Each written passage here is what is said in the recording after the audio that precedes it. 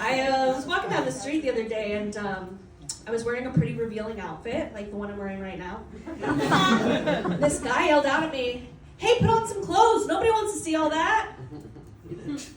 This other guy yelled out at me, "Hey, don't listen to him. I like it." So do they work together? Is this some kind of good cop, bad cop situation? Because I really ended up liking the second guy, but without the first guy, he would have been any other catcaller. I masturbate like I drink socially.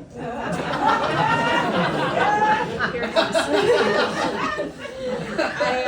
I like to sext when I masturbate, and the app I use for this is Snapchat. And so, for those of you who don't know, Snapchat has this thing called the Bitmoji, and it's an avatar that looks exactly like you. And when you're typing messages on Snapchat, it gives you Bitmojis that go with what you're saying. So when you're sexting, this could be pretty funny. For example, I'll say something like, "I'm so wet," and it'll be my Bitmoji holding a broken umbrella, and it says, "Current mood." Or I'll say something like, "I have my legs spread for you," and it'll be my Bitmoji wearing athleisure, and it's like, "Leg day." So now every time I open Snapchat, it's just my Bitmoji with an eggplant emoji in her mouth. So Snapchat knows what I'm about. I've had 3 exes come out as trans women. Which means this pussy's so good, 3 people were like, "I'll have what she's having."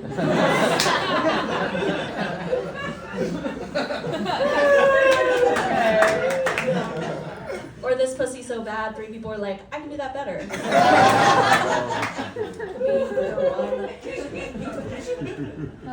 You know what's the worst question a man can ask a woman? Where do you want me to come? Because I have an answer in mind, and he has an answer in mind.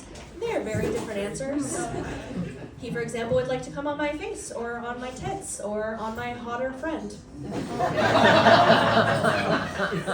I, for example, would like him to come in the toilet, or a trash can. Or maybe I'll let you out in the backyard, do your business, come back inside, and I'll give you a treat.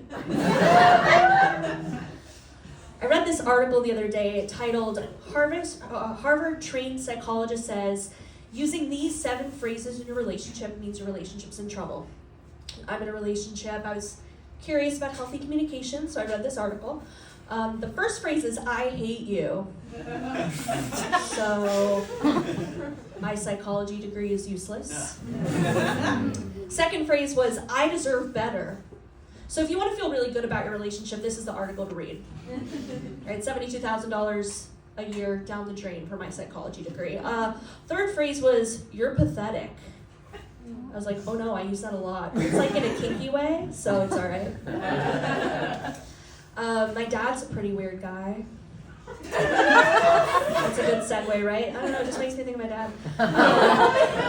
He doesn't know how to talk like a father to a daughter. First example I have of this, I'm 14 years old. I hadn't seen my dad in a while because my parents are divorced. And he picks me up from school, and he looks at me and he says, "Wow, your breasts are really developing. You're becoming a woman before my very eyes." Classic dad. And he's just like in a constant state of midlife crisis. Like he wants to get a tattoo of a dragon across his back and his chest, and he's never had a tattoo before. It'd be his first. He moved to Denver for weed reasons, and he recently became a nudist. Yeah, I was visiting him in Denver. We were in the park together, and someone recognized him. They're like, "Hey, you're a nudist, right?" "Yeah, I recognize your dick." I was like, I was thinking it too, but I'm not a weirdo like some people. I wasn't going to be like, "Dad, your dick is really developing. You're becoming a man before my very eyes." One thing we do bond over, though, is drugs. We